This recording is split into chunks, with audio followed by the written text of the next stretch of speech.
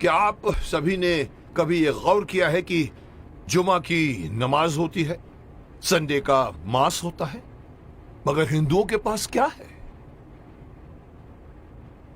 जुमा के दिन मुस्लिम लोग पूरे देश भर में मस्जिदों में जाकर नमाज पढ़ते हैं। क्रिश्चियन लोग हर संडे को अपनी फैमिली को लेकर चर्च में जाकर मास करते हैं। हिंदू क्या करता है? किसी ने गौर किया है आज तक? और फिर हम शिकायत करते हैं कि हमारे में एकता नहीं है। मुझे कल एक डिस्टर्बिंग चीज देखने को मिली टीवी पर। विश्लेषण करके मुझे बताया गया है, मैंने देखा कि पूरे वर्ल्ड में 190 करोड़ मुस्लिम्स हैं, मुस्लिम राष्ट्रों से मिलाकर। हिंदुस्तान में 100 करोड़ हिंदू हैं, लेकिन वो 190 करोड़ मुस्लिम एक कॉल पर इकट्ठे हो सकते हैं, हो जाते हैं। अगर मैं सिंपल वे से कहूं, एक सीटी मारते ही सब लोग एकजुट हो सकते हैं। क्रिश्चियन लोग मिलकर एक दूसरे से फोर्स बन सकते हैं, लेकिन हिंदुओं का क्या भाई? कोई हिंदुओं के पास में कोई एक ऐसी मैकेनिज्म है जिसके द्वारा पूरे 100 करोड़ हिंदू जाने एक दूसरे को? अरे साहब, नेक्स्ट फ्लैट में कौन रहता है हमें यह भी नहीं पता होता। मुंबई सिटी या हर सिटी की ये बात है। मैं ये कहना चाहता हूं कि हिंदुओं को अगेन मैं वही कहूंगा कि मैं कहना चाहता हूं कि मुझे पता नहीं कि मेरी बात में कितना वजन है, लेकिन मैं पूरे देश के धर्माचार्यों को, मैं देश के पूरे संत समाज के जो बड़े बड़े आसीन पदासीन है, मैं उनको कहना चाहूंगा, आह्वान कीजिए, आप एक दिन मुकर्रर कीजिए, एक दिन फिक्स कीजिए, हफ्ते में एक दिन आप अपना लीजिए। और अगर मुझसे पूछो तो वो मंगलवार आ सकता है, क्योंकि मंगलवार हनुमान का दिन है, हनुमान जी का दिन है। एक दिन मुकर्रर कीजिए, एक दिन फिक्स कीजिए, जिसमें पूरे देश भर के लोग अपने अपने इलाके के मंदिरों में जाकर 1 घंटे के लिए बैठ जाएं। क्या करेंगे आप लोग बैठकर? मुस्लिम लोग नमाज पढ़ते हैं, क्रिश्चियन लोग उनका एक अपना सिस्टम होता है, उनके फादर बोलते हैं। आप लोगों को, हिंदुओं को, कोई सिस्टम बनाने की कोई जरूरत नहीं, कोई आरती नहीं, कोई पूजा नहीं। आप ओमकार नाथ का जाप कीजिए। ओम 1 घंटे तक पूरा, जितने भी लोग, चाहे 50 हो, चाहे 100 हो, चाहे 200 हो, एक साथ मिलकर 1 घंटे तक आप ओंकार नाथ का जाप कीजिए। दूसरा ऑप्शन मैं दे रहा हूं, ओम नमः शिवाय, ओम नमः, इसका पाठ करिए आप 1 घंटे तक, या फिर गायत्री मंत्र का जाप कीजिए।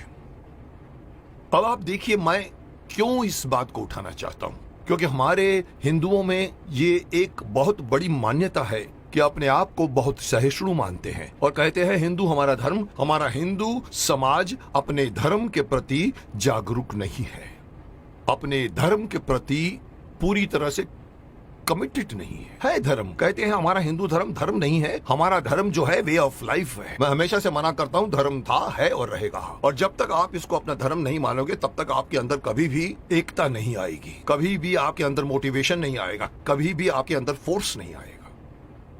इसलिए मैं चाहता हूं कि सारे हमारे पूरे देश में आप इमेजिन कीजिए कि एक साथ पूरे देश में आप एक टाइम फिक्स कीजिए। मेरे हिसाब से रात को 7 से 8 बजे का टाइम फिक्स कीजिए। सब लोग अपना अपना काम छोड़कर अपने नजदीक के मंदिर में जाएं, 1 घंटा बैठें और 1 घंटा बैठ के अपनी सभा होगी, जिसका नाम मैं सजेस्ट करना चाहता हूं। हो सकता है नाम इसका मंगल धार्मिक सभा हो सकती है, या मंगल धार्मिक मिलन हो सकता है, या मंगल धार्मिक मिलाप हो सकता है। आप लोग वहां जाइए। हर हिंदू, मैं अगेन बात करना चाहूंगा, इसमें बौद्ध भी आ जाते हैं, सिख भी आ जाते हैं, जैन भी आ जाते हैं, उनको भी आना पड़ेगा, उनको भी साथ में आना पड़ेगा, क्योंकि 100 करोड़ में उनकी गिनती होती है। उन सब लोगों को अगर ये आदत पड़ जाए, हर मंगलवार रात को 7 से लेके 8 बजे मुझे अपने परिवार वालों को लेकर, साथ में बच्चों को लेकर जाइए और मंदिर में जाके बैठ जाइए। एक मेडिटेशन की तरह से आप लोग बैठकर वहां पर एक सभा कीजिए। उसका नाम मैं देना चाहता हूं मंगल धार्मिक सभा। या मंगल, मांगलिक, मिलाप या कुछ भी नाम रखा जा सकता है। जैसे मुस्लिम कैसे नमाज कहते हैं, क्रिश्चियन उसे मास कहते हैं, आप उसे मंगल मिलाप कह सकते हैं। वहां आइए, आप देखेंगे आपका पूरा देश, आपके पूरे देश के 100 करोड़ हिंदू कितनी जल्दी एक दूसरे के साथ एकजुट हो जाएंगे, जिसका इस वक्त, इस कॉन्टेम्पररी आजकल आप देख रहे हैं जिस तरह के माहौल बन रहे हैं, उसमें हमारे हिंदुओं पर लोग एक तरह से हंसते भी हैं। उनको पता है कि ये लोग कोई मिलने वाले नहीं हैं। लेकिन अगर ये होना शुरू हो जाएगा तो आप सही अपने इर्द गिर्द के लोगों को सिर्फ जानोगे नहीं, पहचानना शुरू कर दोगे। जैसे कि मैंने कहा कि सिटीज में पता भी नहीं होता कि नेक्स्ट फ्लैट में कौन रहता है। इस बहाने आप आइए, बाहर निकल कर आइए, अपनी ड्यूटी मान कर आइए। मैं हर हिंदू को कहना चाहूंगा, और इसके लिए मेरी बात नहीं, मैं बड़े बड़े जो हमारे धार्मिक हमारे जो संत हैं, गुरु हैं, उनको मैं आह्वान करना चाहूंगा कि आइए आगे और अनाउंस कीजिए कि हर मंगलवार को 7 बजे से 8 बजे हर हिंदू को किसी नजदीकी मंदिर में जाकर 1 घंटा बैठकर आपको मेडिटेशन करना पड़ेगा। जो बैठेगा उसको भी फायदा होगा, क्योंकि मेडिटेशन में बहुत ताकत है। और दूसरा फायदा यही है कि आप लोग मिलोगे, एकता करोगे। और इस वक्त हिंदू समाज का एकता में आना बहुत ही अत्यंत आवश्यक है। मैं नहीं बताना चाहता, लोग सब समझते हैं कि मैं क्या बोलना चाहता हूं, लेकिन हिंदू समाज बटा हुआ है। जुट और नंबर्स में ताकत होती है। ये हिंदू से निकलकर सिख, ये बौद्ध, ये जैन, इस बहाने साथ में आइए, क्योंकि आप पहले हिंदू हैं, उसके बाद में आप सिख हैं, उसके बाद में आप बौद्ध हैं, उसके बाद में आप जैन हैं। मेरी एक छोटी सी गुजारिश है कि मैं अपनी तरफ से सलाह देना चाहता हूं कि देश भर में कुछ ऐसा कानून बनाया जाए।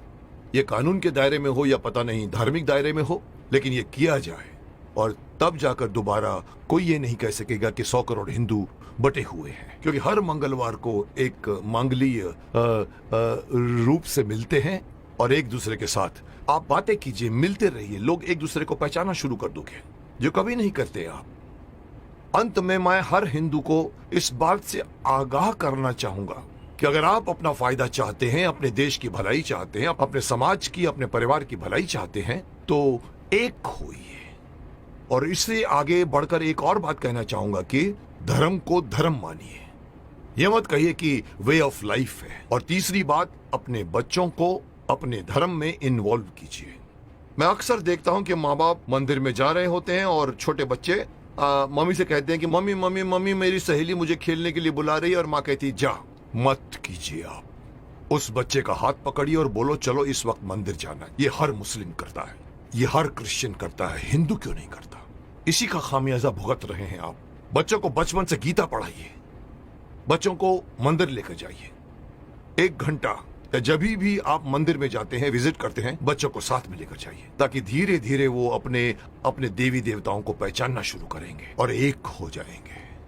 अब कोई मुझसे पूछेगा सर आपकी ये बात क्यों माने हम लोग, आप होते कौन हैं हमें ये बात कहने वाले? तो मैं सिर्फ शक्तिमान का एक डायलॉग आपको बताना चाहूंगा, जिसमें पूछा था कि आप कौन हैं, तो वो कहता है कि ना तो मैं कोई अवतार हूं, ना ही कोई फरिश्ता, बुराई का दुश्मन हूं, सच से है मेरा रिश्ता। दुश्मन मेरे बुरे लोग नहीं, बुराई है। अगर बात मेरी मानोगे तो इसमें तुम्हारी भलाई है। तो आपकी भलाई के लिए कह रहा हूं, मान जाइए।